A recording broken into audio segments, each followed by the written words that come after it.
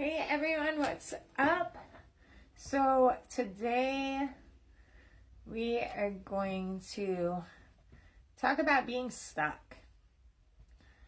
And here's the thing, no one wants to be stuck, right? None of us want to be stuck in the same crappy situations that we're in, or unhappiness or whatever. Like if we're saying we're stuck, then we're unhappy in a situation, right? But here's the thing, we don't necessarily stay stuck because we're lazy or because we don't want something different. We don't want something more.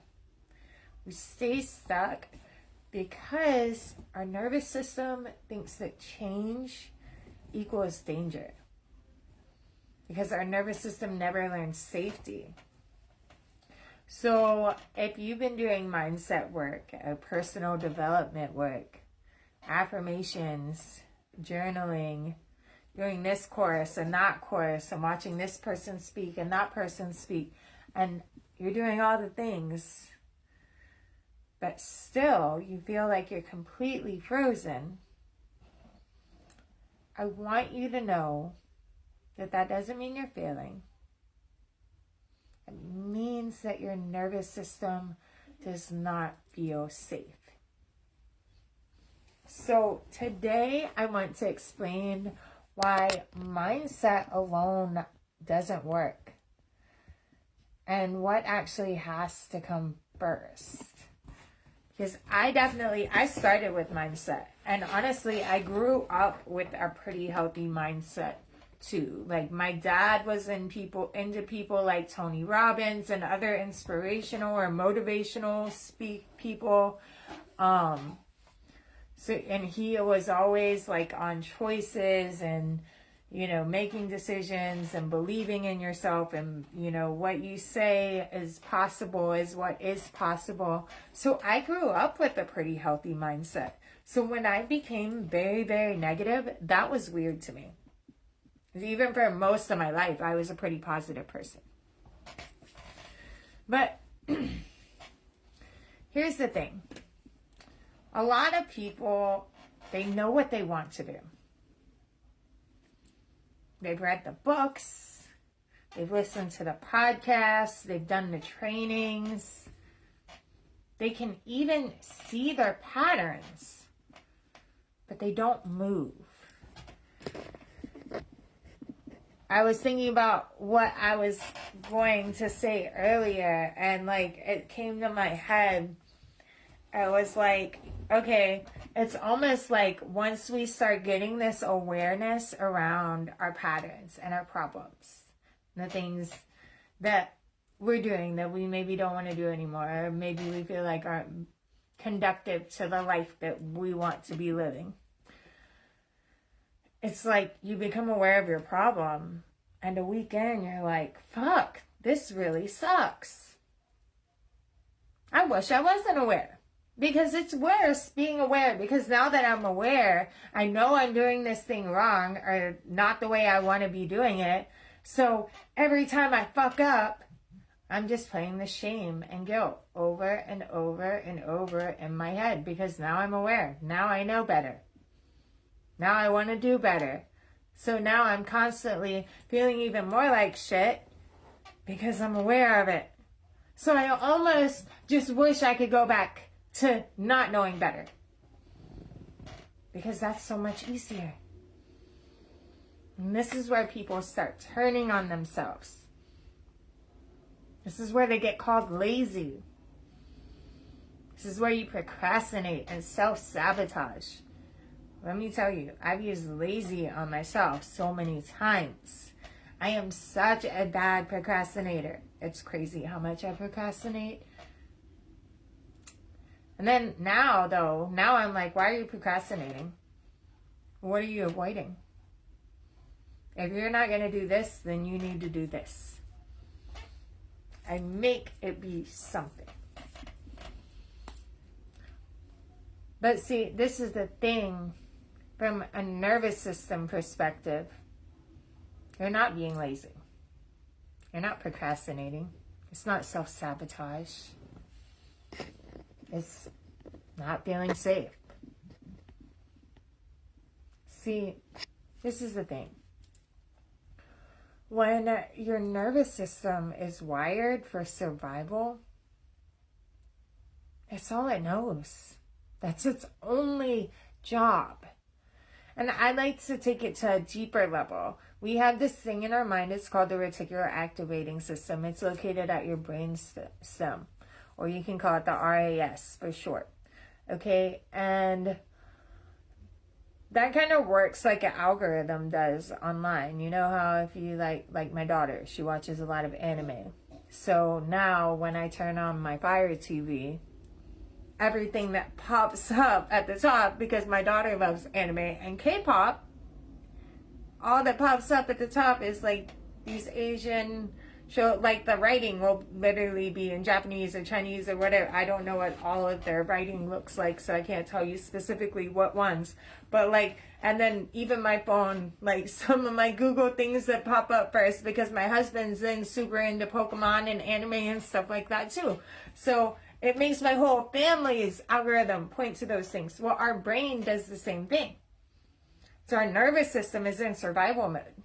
So our brain is focused on surviving. And even our reticular activating system is pulling our mind not to focus on this beautiful thing over here, not to focus on all these things we have to be grateful for, this really amazing thing that just landed in our lap that is ready, sitting there waiting for us. We don't see all that. All we see is survival, and that we need to survive. Because when you're in survival mode, it's your brain's only job, your system's only job is to keep you alive, not to make you happy, not to give you a chance to have the life you want, not to help you succeed. And these are the things we want, right? We want success. We want the life that we dream of, whatever that may be. We want all these things, but our brain is focused on giving us survival.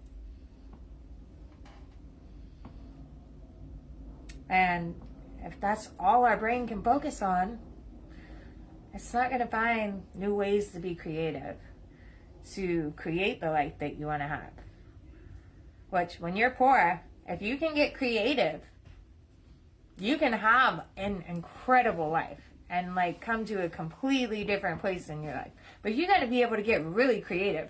And to be poor, and like I've been in a place where we are living in a hotel, to come out of survival mode, living in a place like that, where we are living on a like really a day-to-day basis, because my husband worked on gig apps and he would make the money to pay for the room the next morning, that night, and to buy food, whatever else we needed that night, the night before. We were living day to day. I could not change no matter how much I tried when we were in that situation, because there was no safety. And I couldn't get creative and figure out a way to find that safety, because I was so lost in being, oh my God, I got to find safety. I don't have stability. My kids don't have stability. I don't know what's going to happen tomorrow. I don't know what's going to happen tonight. So I couldn't focus on making the changes I needed to make, on being the person I wanted to be, on creating a life that I wanted to have, because everything was focused on, we've got to be safe. We've got to be provided for. We've got to have the basic necessities. See, change leads to uncertainty. It leads to the loss of control. It leads to unfamiliar outcomes. And to a traumatized nervous system,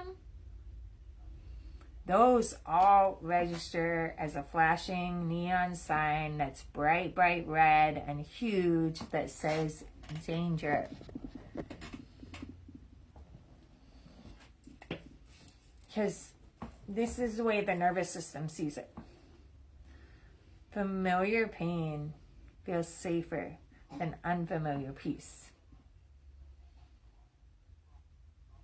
So your body would rather tolerate something that it knows that's painful than risk something unknown that it has no clue how it's going to go. That's scary. It really is. Especially when all you've ever known is pain. When you jump from one painful situation to another painful situation. And maybe your life isn't like that, but a lot of people have had lives like that. So you can see how it's so hard to make a choice to change, to make a choice to leave a bad situation.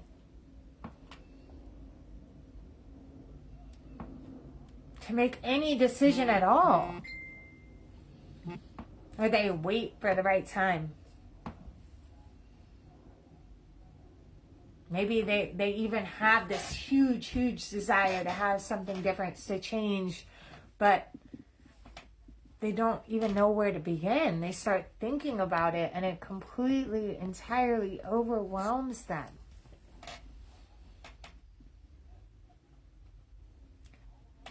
It's like, my life hasn't even been as bad as it could get. And I know how many situations I've jumped to that it was like unsafe to unsafe to unsafer to unsafer. And I haven't had it that bad. I know there's many people that have had it really bad out there.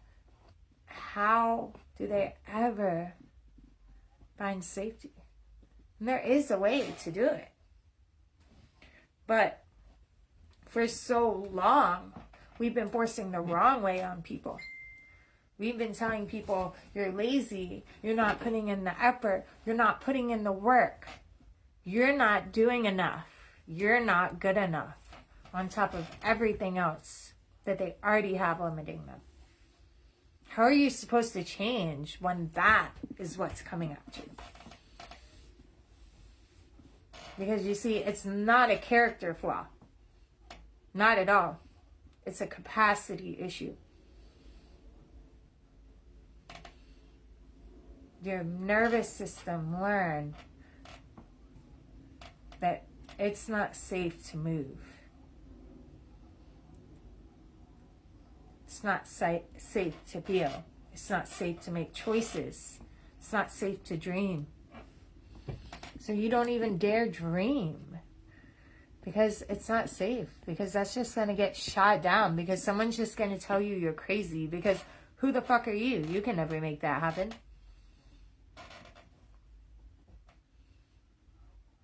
And this is why mindset work without nervous system safety will only take you so far. You can want change. You can believe you can change.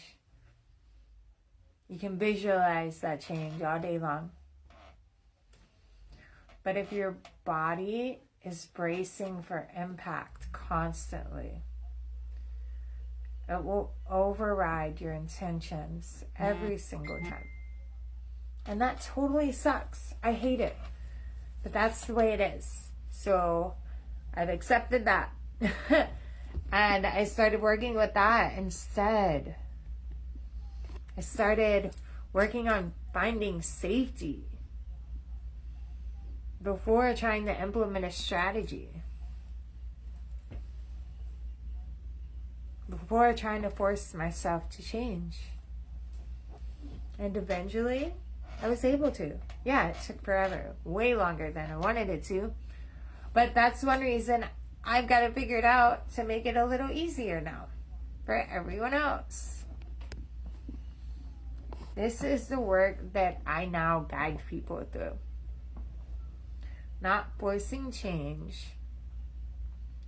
And not bypassing our emotions, but helping the body learn that it's safe to change so that those changes that we want to make can actually stick, so that they can last a lifetime, so that we can start working on being the amazing version of ourselves that we know is possible, and creating a life where we lead with self-leadership. When you learn to trust yourself, so much less goes wrong. I promise you. Maybe not at first, but eventually. You learn to trust your instincts and what you know deep inside of yourself and believe in yourself. And it's just such a beautiful experience. So, if this resonates with you, I want you to know that you're not alone. And you don't have to figure it all out by yourself. I am definitely here for you, whether it's just for a conversation or it's to go deeper. Right now, I am working on getting my amazing new offer finalized. It's going to be a 12-week program, but so much more than that too. But right now, I also have these 3 and 5 session coaching packages. There's 2 separate pathways you can take. One is Trigger Alchemy and one is Boundary Alchemy. They're both truly incredible, and I'm super excited to be changing how I'm doing everything in my business. And I really hope that you're going to get a lot of value out of the content I start posting, because I'm going to be posting less, but I'm going to be going deeper. I'm going to be making sure that what I have to say really matters. But yeah, that is all for today. If you're interested in the work I do, feel free to send me a message. I am ready to help you. I'm ready to be there and guide you along this process. Much love to all of you. I'll see you later.